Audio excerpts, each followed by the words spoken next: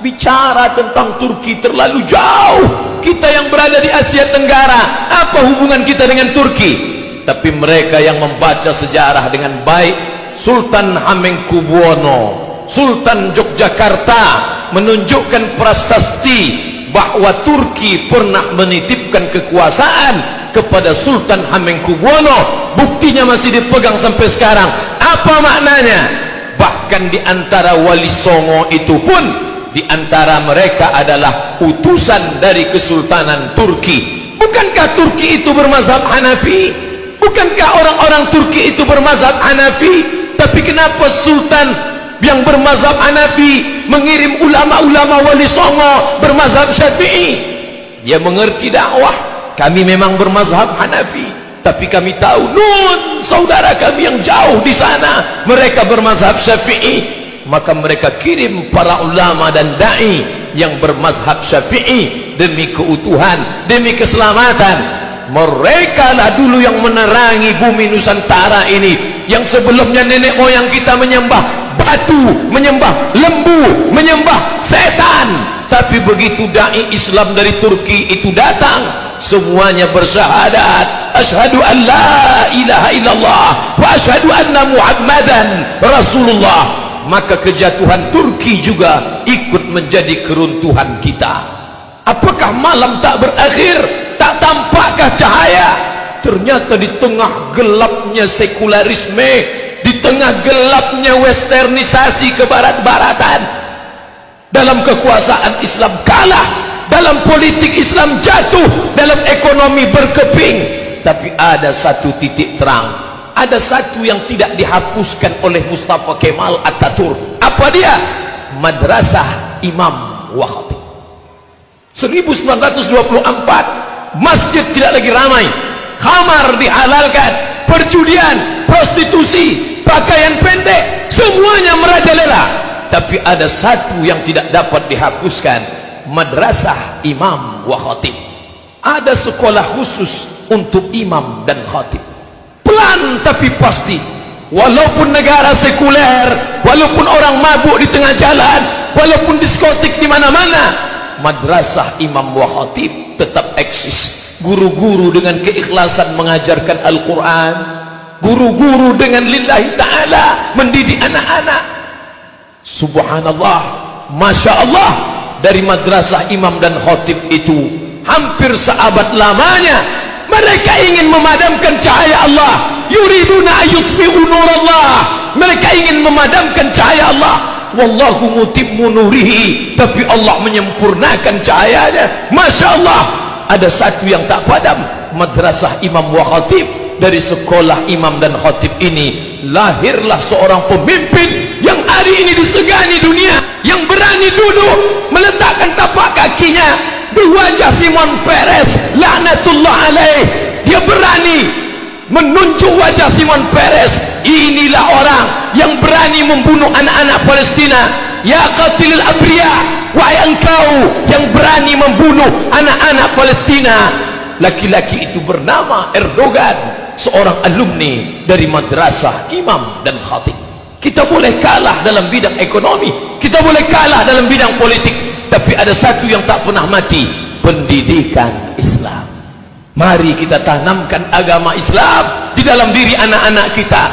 Banyak orang yang tidak sabar dengan keadaan ini, lalu mereka menempuh jalur kekerasan, radikalisme, bunuh, bakar, hancurkan. Ini bukan ajaran Islam.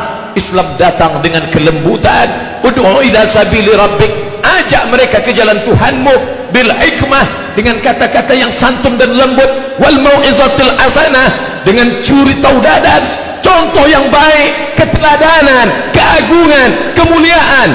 Andai dia ingin berdebat, debatlah dia. Wajadilhum, debatlah billati hiya ahsan, dengan cara yang lembut, dengan cara yang santun, dengan cara yang baik. Di lokal itu guru tetap mengajarkan Bismillahirrahmanirrahim, Alif Lam Mim. Ternyata keikhlasan itu berbuah. Hari ini Eropa, Amerika gentar ketika disebut nama Erdogan. Kenapa? karena di dalam diri itu ada kekuatan. Allah berjanji, wa may yartadda minkum an dinih, siapa di antara kamu yang murtad, kalian tinggalkan agama ini, fasawfa ya'tillah, Allah akan ganti. Andai murtad semua orang ini, apakah Allah rugi? Wa may yanqalib ala aqibaihi, siapa yang meninggalkan agama ini, falan yadurrallaha syai'a, Allah tidak rugi walau sedikit pun. Allah tidak akan merasa rugi walau sedikit pun. Ketika semua orang Turki meninggalkan Islam, ketika mereka merubah masjid menjadi museum, ketika mereka melarang perkumpulan, apakah rugi Allah? Wa may yartadda minkum an dinihi, siapa yang murtad meninggalkan agama ini, fasawfa ya'tillah, Allah akan ganti. Dengan apa Allah mengganti?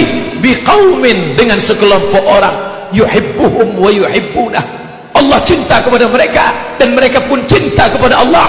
Yujahiduna fi sabilillah, mereka berjihad di jalan Allah dan mereka tidak takut sedikit pun, karena yang mereka perjuangkan adalah bumi Allah, yang mereka tolong adalah hamba-hamba Allah, dan mereka mengharapkan balasan hanya dari Allah subhanahu wa ta'ala.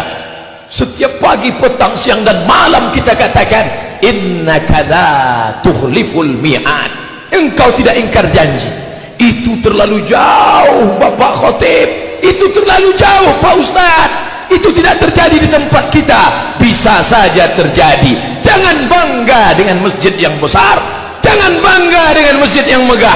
Kurang megah apalagi masjid Hagia Sophia yang mereka robah menjadi museum. Kurang hebat apalagi masjid Al-Amra, masjid Cordoba di Spanyol. Tapi hari ini orang tidak lagi boleh sholat di sana. Di tempat mihrabnya terpancang palang salib terbesar di Spanyol. Itu terjadi di mana saja. Kalau tidak kita wariskan agama Islam ini untuk anak cucu kita di masa akan datang, apa yang terjadi di Turki bisa juga terjadi. Embrio-embrionya, bibit-bibitnya sudah nampak hari ini. Negeri Islam lebih 80% Muslim, raksasa. Tapi raksasa itu pengecut. Orang tidak lagi takut pada raksasa itu. Dengan menantang, mereka berani mencalonkan diri sebagai kepala daerah di negeri markas Islam, di negeri pusat Islam, di negeri simbol Islam. Apa artinya? Tidak lagi ada ketakutan kepada umat Islam. Umat Islam bisa dibeli dengan materi. Asabakumul wahnu, kalian terkena penyakit wahan, kalian kena penyakit wahan. Sahabat bertanya, wa mal wahnu ya Rasulullah, apa wahan itu wahai Rasulullah? Rasul menjawab, hubbud dunya, hubbud dunya, kalian terlalu cinta pada dunia. Wa karahiyatul maut, kalian takut mati, kalian takut meninggalkan dunia. Maka itulah yang membuat umat ini tidak dihargai. Musuh-musuh bisa membeli iman kita, membeli baju kita, membeli akidah kita. Islam KTP-nya, Islam bapak ibunya, tapi imannya sudah dibeli orang lain. Suaranya dibeli dengan harga 500.000, dengan 50.000 serangan fajar. Mereka tersenyum. Orang yang tidak mandi wajib dan tidak bersunat itu berani menjadi pemimpin kita. Maka Islam tidak mengajarkan itu.